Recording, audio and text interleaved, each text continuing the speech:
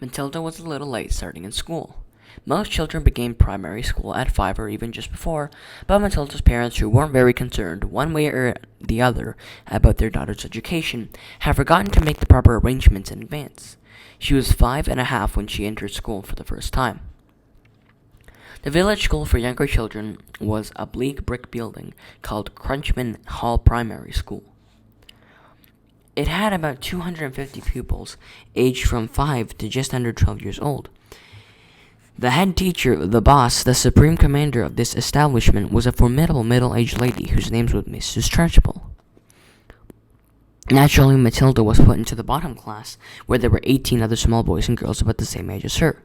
Their teacher was called Mrs. Honey, and she could not have been more than 23 or 24.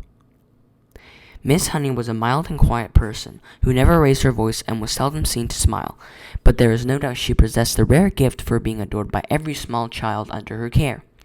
She seemed to understand totally the bewilderment and fear that so often overwhelm young children who, for the first time in their lives, are herded into a classroom and are told to obey orders. Some curious warmth that was almost tangible shone out of Miss Honey's face whenever she spoke to a confused and homesick newcomer to the class. Miss Trunchbull, the headmistress, was something different altogether. She was the gigantic holy terror, a fierce tyrannical monster who frightened the life out of the pupils and teachers alike. There was an aura of menace about her even at a distance, and when she came up close you could almost feel the dangerous heat radiating from her as from a red-hot rod of metal. When she marched, while Miss Trunchbull never walked, she always marched. You could actually hear her snorting as she went, and if a group of children happened to be in her path, she plowed right through them as if she was a tank. With small people bounced off her to the left and right. Thank goodness we don't meet many people like her in this world.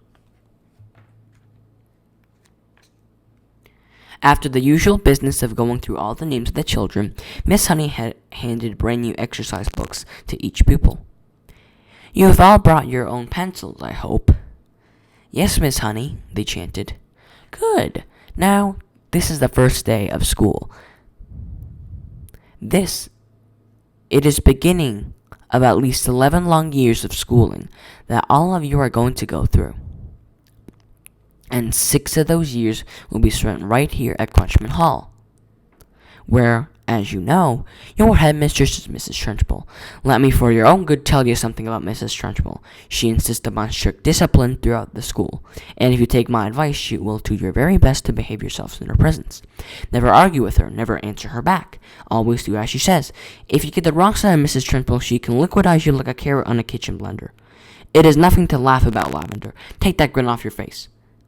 All of you will be wise to remember that Mrs. Trunchbull deals very, very severely with anyone who gets out of line in the school. Have you got the message?"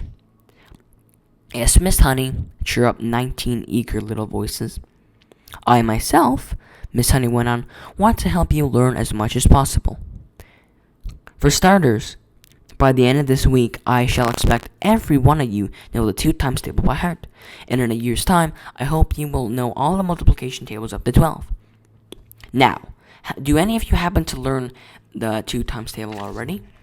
Matilda put up her hand. She was the only one. Matilda looked carefully at this tiny girl with dark hair and a round, serious face sitting in the second row. "Wonderful! Please stand up and recite as much of it as you can." Matilda stood up and began to say the 2 times tables. When she got to twice 12 is 24, she did not stop. She went right on with twice 13 is 26, twice 14 is 28, twice 15 is 36, twice 16 is 38. "Stop," Miss Honey said. She'd been listening slightly spellbound to the smooth recital. "How far can you go?" "How far?" Matilda said. "Well, I really don't know, Miss Honey. We're quite a long way, I think." You mean you could tell me what 2 times 28 is?" "Yes, Miss Honey." "What is it then?" 56. "What about something much harder, like 2 times 487? Could you tell me that?" "Yes." "Are you sure?" "Why, yes, Miss Honey, I'm fairly sure." "What is it then? 2 times 487? 974, Matilda said without a moment's hesitation.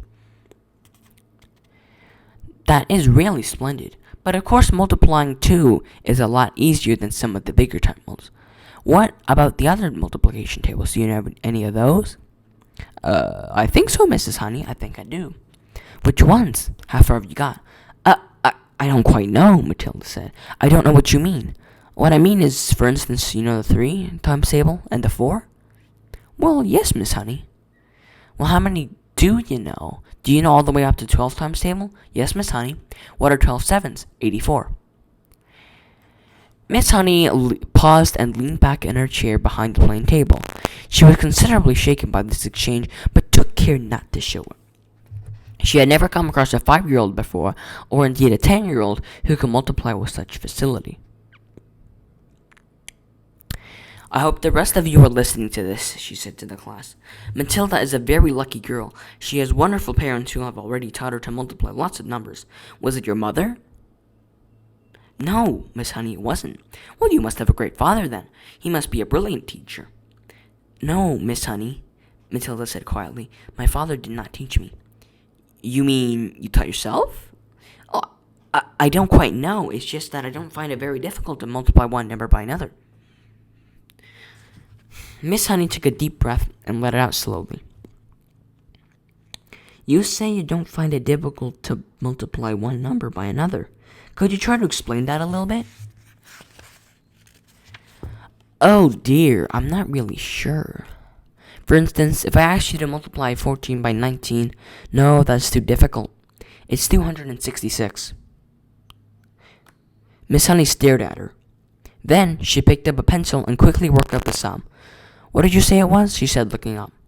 266. Miss Honey put down her pencil and removed her spectacles.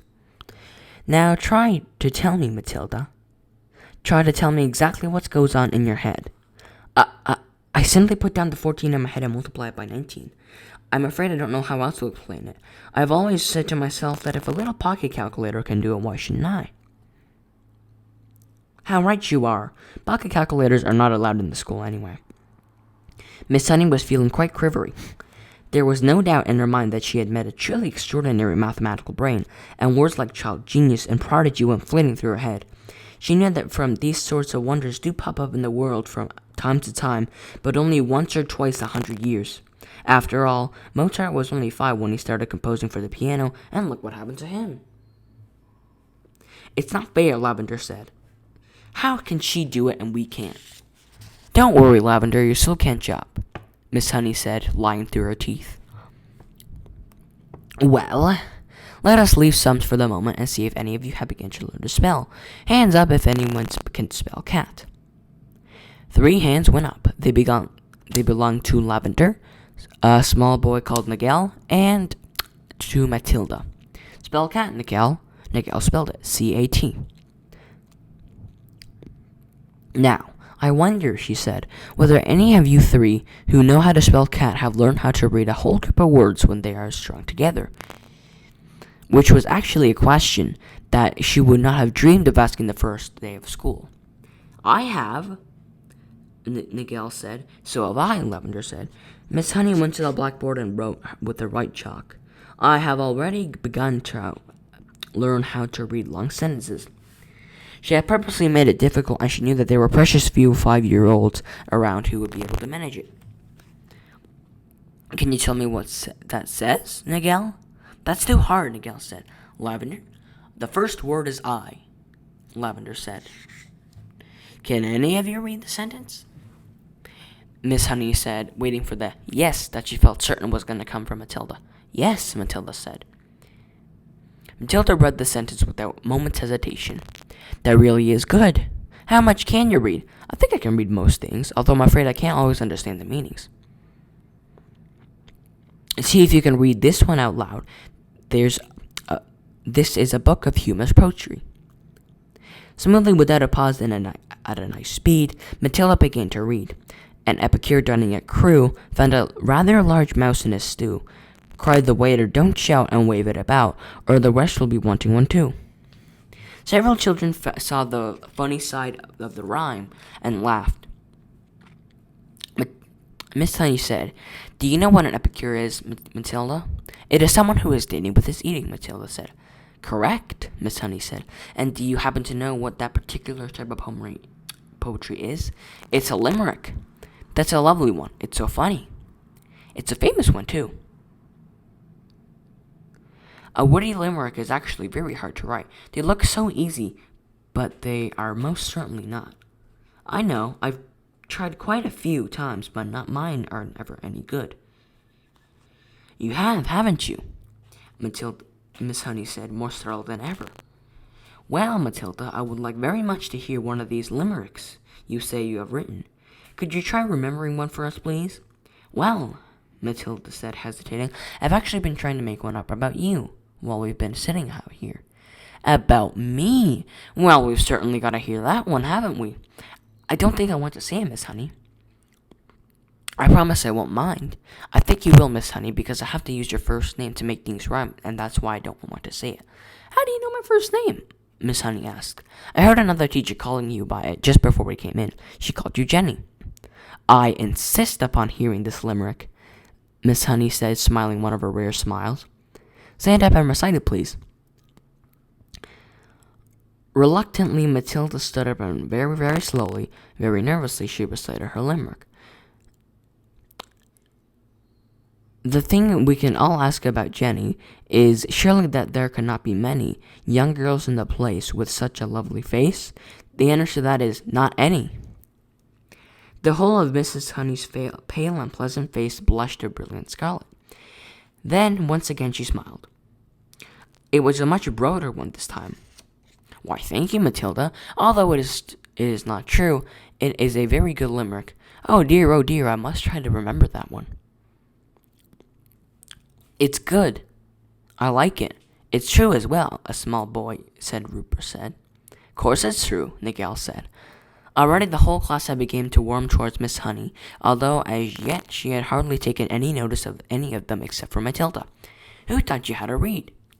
I have just sort of taught myself, Miss Honey. And have you read any books all by yourself? Any children's books, I mean? I read all the ones that are in the public library on the high street, Miss Honey. And did you like them? I liked some of them, but others were fairly dull. Tell me the one that you liked. I liked The Lion, the Witch, and the Wardrobe. I think Mr. C.S. Lewis is a very good writer, but he has one failing. There are no funny bits in his books. You're right there. There aren't many funny bits in Mr. Tolkien either. Do you think all children's books ought to have funny bits in them? I do. Children are not so serious as grown-ups, and they love to laugh. Miss Honey was astounded by the wisdom of this child. And what are you going to do now? I'm reading other books. What other books? I am very fond of Charles Dickens. He makes me laugh a lot, especially Mr. Pickwick. At that moment, the bell in the corridor sounded for the end of class.